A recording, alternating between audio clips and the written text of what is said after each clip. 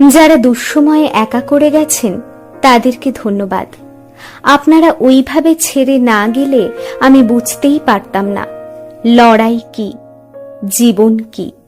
তাদেরকেও ধন্যবাদ যারা প্রতিনিয়ত কেবল জীবন সম্পর্কেই জ্ঞান দিয়ে গেছেন।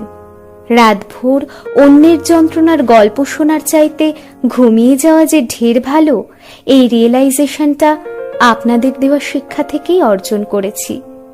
নিঃস্বার্থে কারোর পাশে থাকার আগে যে 1000 বার ভাবা উচিত, এটাও আপনারাই শিখিয়েছেন। নির্দিষ্ট একটা সীমা পর্যন্ত মানুষের সঙ্গে মেলামেশা করা, অল্প কথা বলা আপনাদের দেওয়া শিক্ষা।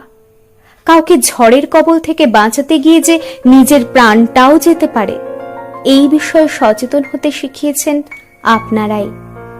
আপনারা বুঝিয়েছেন বেশি ভালো মানুষ হতে গেলে বারবার ঠকে যেতে হবে, বেশি সৎ হতে গেলে মানসিকভাবে বিপর্যস্ত হতে হবে, সহজ সরল হতে গেলে কঠিন সমস্যায় ফেঁসে যেতে হবে।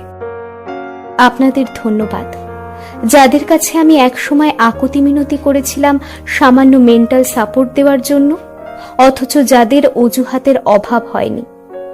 শুনুন, দুঃসময় কেটে যায়, কিন্তু খারাপ আচরণ, অজুহাত ও আপনাদের অশিক্ষার থেকে খুঁজে পাওয়া শিক্ষাগুলো সারা জীবন মনে দাগ কেটে যায়, যা কোনো দিনও ভোলা যায় না। চাইছি না আপনাদের সঙ্গে খারাপ হোক, কিন্তু আমিও বিশ্বাস করি এই কালেরটা এই কালেই।